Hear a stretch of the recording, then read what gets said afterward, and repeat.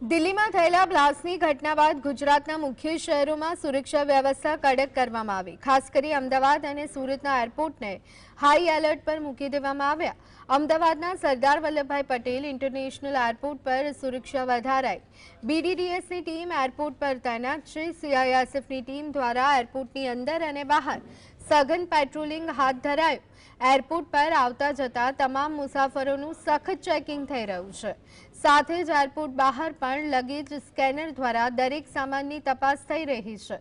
Surat airport પર પણ સઘન ચેકિંગ દિલ્હીની ઘટનાને લઈને જોવા મળી રહ્યું। સુરત ઇન્ટરનેશનલ એરપોર્ટ ખાતે પોલીસ અને સીઆઈએસએફ દ્વારા સંયુક્ત રીતે ચેકિંગ કરવામાં આવ્યું। ડોગ સ્ક્વોડને સાથે રાખી એરપોર્ટમાં પ્રવેશતા દરેક વાહનોનું ચેકિંગ કરાયું।